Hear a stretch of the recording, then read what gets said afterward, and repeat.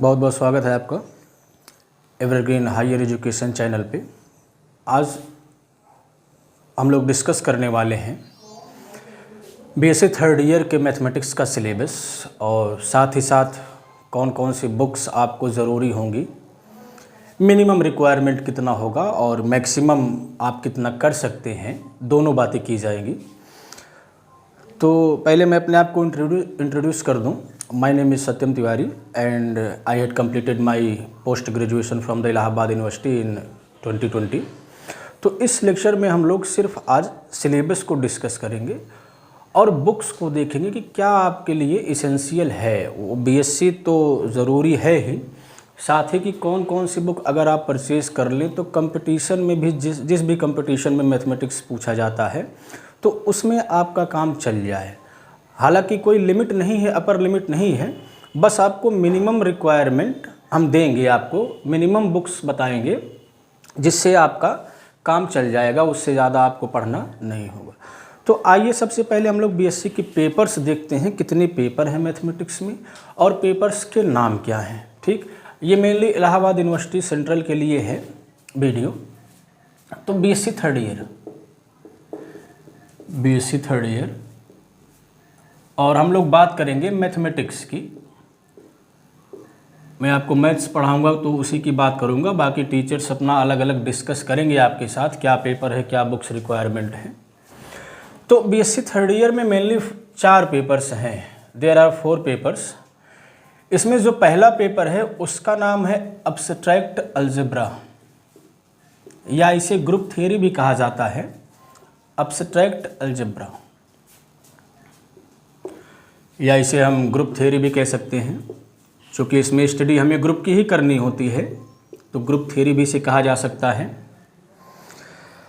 Second paper जो है आपका वो है एडवांस एनालिसिस।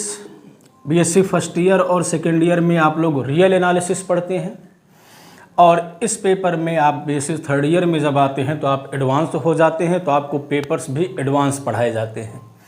तो सेकेंड पेपर आपका होगा एडवांस एनालिसिस।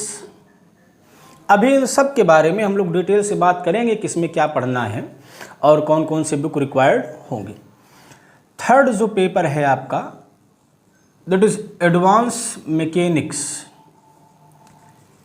एडवांस मैकेनिक्स है। और फोर्थ पेपर आपका है न्यूमेरिकल मेथड। न्यूमेरिकल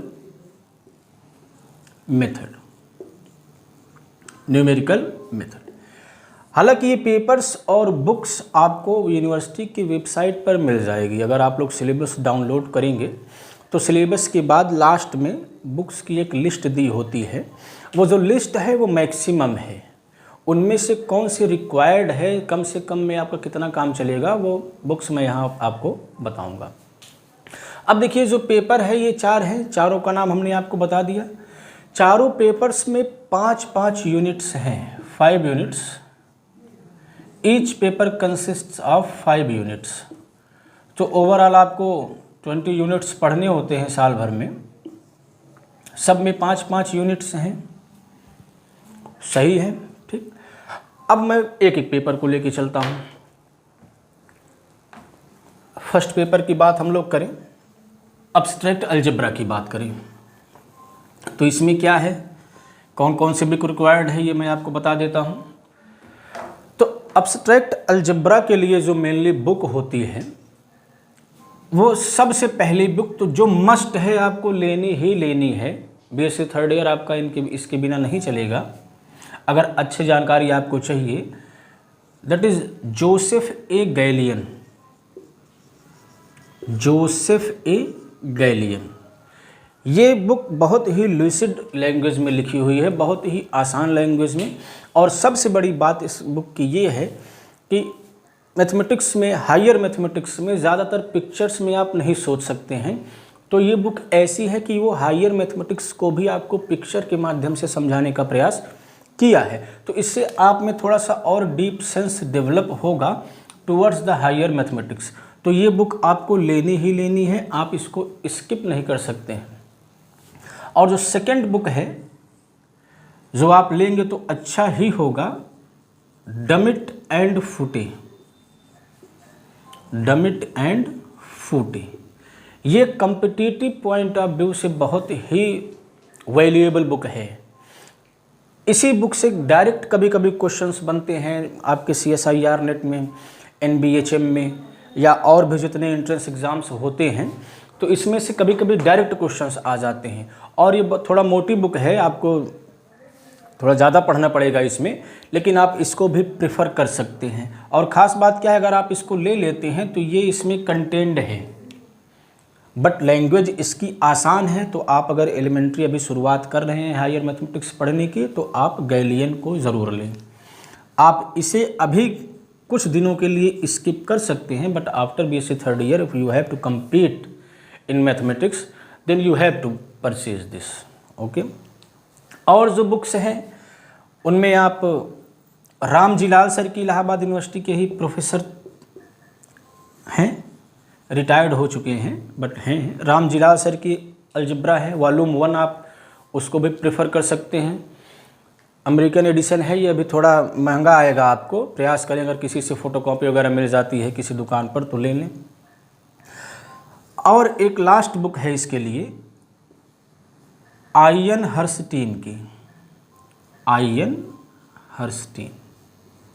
ये भी बहुत ही अच्छी बुक है, इसकी भी लैंग्वेजिंग बहुत ही आसान है, बट इसके प्रॉब्लम्स थोड़ा डिफ़िकल्ट होते हैं, बट थ्योरीज आप बहुत अच्छे से इसको पढ़ के समझ सकते हैं। न्यूमेरिकल्स हो सकता है कठिनाई से लगे, तो आप गैलियन लें।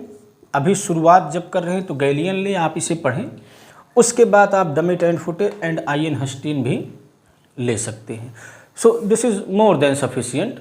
और एक किताब आती है आपको, वो बुक तो है सीरीज़ टाइप की है, वो मेनली थ्योरेटिकल अप्रोच नहीं, न्यूमेरिकल अप्रोच के लिए बनाई गई है, जो कि कॉम्पिटिटिव एग्ज़ाम के लिए ही आपके होगा। BSc में आपको वो ज़्यादा मदद नहीं करेगा, लेकिन अगर आपको आगे पढ़ना है तो एक आती है साम सीरीज़, साम आउटलाइन सीरीज़।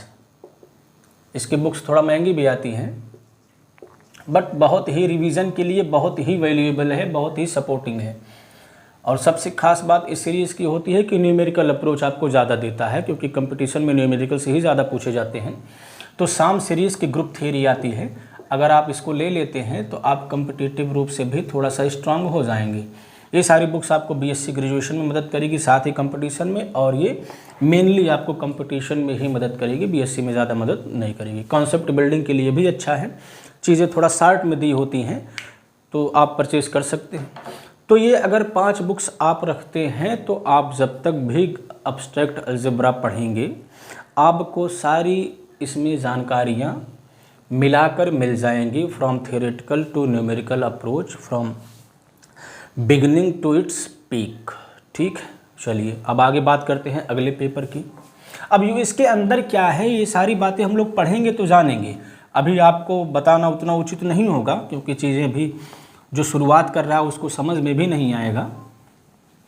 अभी मैं बोलूँगा नॉर्मल सब ग्रुप पढ़ना है, ग्रुप एक्शन पढ़ना है, तो थोड़ा अच्छा कम लगता है। तो ये बुक्स हैं फर्स्ट पेपर के लिए, आप इसे प्रयास करें कि अभी गैलियन पहले ले ले। अब इसमें जो सेकंड पेपर है, एडवांस एनालिसिस, एडवांस एनालिसिस, इसमें भी 5 ही यूनिट होंगी। और इसमें जो सबसे पहले बुक आती है, जो एनालिसिस की ग्रंथ आप कह सकते हैं, कोई भी एनालिसिस पढ़ रहा होगा तो ये बुक वो ज़रूर पढ़ रहा होगा, उसके सेल्फ में ज़रूर होगा, SC मलिक। SC मलिक की बुक आती है, मेनली ये DU की बुक है और बहुत ही अच्छी बुक है। लैंग्वेज, न्यूमेरिकल, सारी चीज़ें इसमें बहुत ही प्रॉपरली दी हुई है। और इसके लिए जो दूसरी बुक है जिसे आप प्रेफर कर सकते हैं, दैट इज़ MD राय सिंघानिया। ये भी प्रॉब्लम्स में रिच हैं, बहुत सारी चीज़ें दी हुई हैं, कुछ भी छोड़ा नहीं गया है।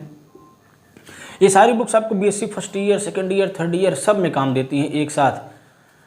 और आप एक बुक रेफ़र कर सकते हैं, SK मापा की बुक, ये भी बहुत अच्छी बुक है। एसके मापा। बाकी जो उसमें आप जब सिलेबस निकालेंगे तो उसमें जीएफ सीमेंस वगैरह दिया है, तो जीएफ सीमेंस वगैरह आपके लिए इतना उपयोगी नहीं होगा इस स्टेज पे। मेनली उसे मास्टर्स वाले पढ़ते हैं, बस यहाँ आपको दिखा दिया जाता है, बहुत ज़्यादा आप उसका भी इस्तेमाल नहीं कर पाएंगे क्योंकि बहुत ही वो थ्योरेटिकल अप्रोच ही होता है, न्यूमेरिकल्स उसमें मिलते नहीं।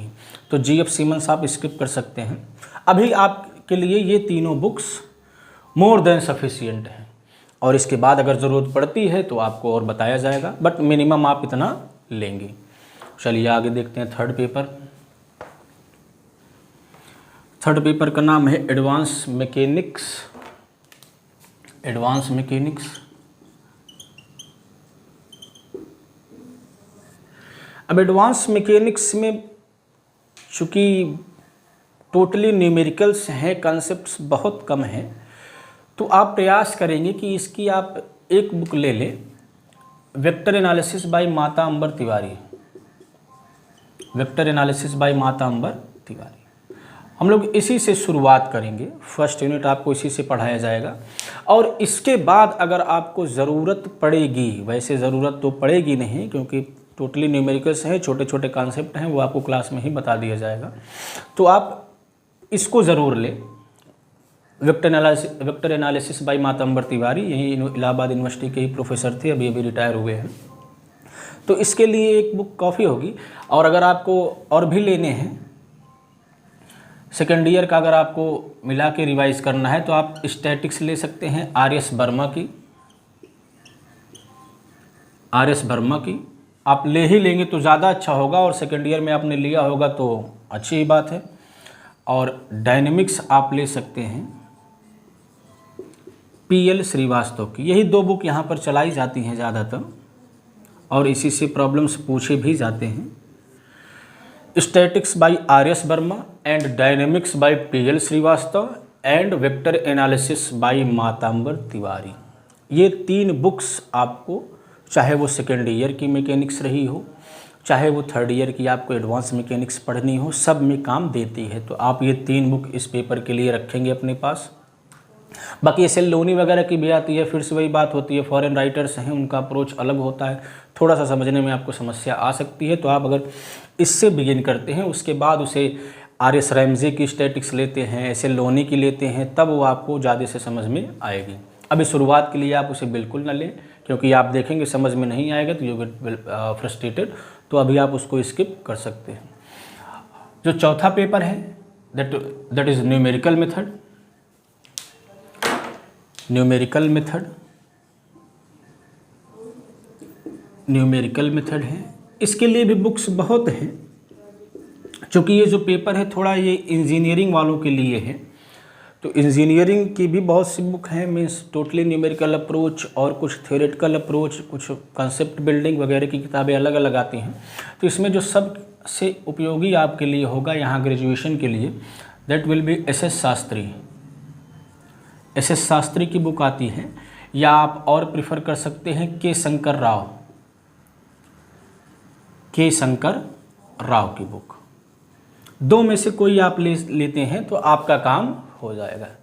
तो ये सारी पेपर्स के नाम थे, पेपर क्या हैं, उनको कैसे पढ़ना है, और कौन कौन से किताबें आपके लिए मिनिमम रिक्वायर्ड हैं।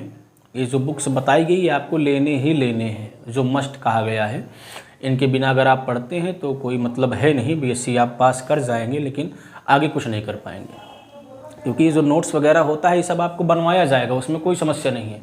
लेकिन ये नोट्स सिर्फ गाइडलाइन होते हैं ग्रेजुएशन के लिए, कि अगर पूछता है तो लिखने के लिए आपको कराया जाता है, लेकिन कंपटीशन्स में लिखना नहीं होता है, करना होता है। उसके लिए बुक्स ही मदद करेंगी। नोट्स नहीं याद आएगा कंपटीशन में, बुक्स ही याद आएंगी, क्योंकि उसमें ज़्यादा से ज़्यादा रिजल्ट होते हैं, कई पर्सपेक्टिव से चीज़ों को जोड़ा गया होता है। नोट्स में एक ही अप्रोच चलता है, उसी को साल भर सिखाया जाता है, लेकिन बुक्स में एक ही टॉपिक के लिए कई अप्रोच होते हैं। तो दिमाग खोलना, मेनली हायर एजुकेशन का जो एम है वो आपका दिमाग खोलना है। बाकी आप ग्रुप थ्योरी नहीं पढ़ते हैं तो कुछ हो नहीं जाएगा, भूचाल नहीं आ जाएगा। लेकिन ग्रुप थ्योरी इसलिए पढ़ाया जाता है कि आपका ये खोपड़ी थोड़ा खुले, आप और चीज़ों को और ब्रॉडर एस्पेक्ट में देखना शुरू करें। और यही मेन पर्पज़ है लाइफ का, चीज़ों को अच्छे से समझना, अच्छे से करना। ठीक, तो आई होप आपको चीज़ें क्लियर हो गई होंगी, क्या लेना है, क्या छोड़ना है और क्या पढ़ना है। अब बाकी बातें हम लोग जब भी कोई भी पेपर स्टार्ट करेंगे तो बाकी बात वहाँ पर डिटेल से होगी। So thank you very much, मिलते हैं अपने फर्स्ट वीडियो।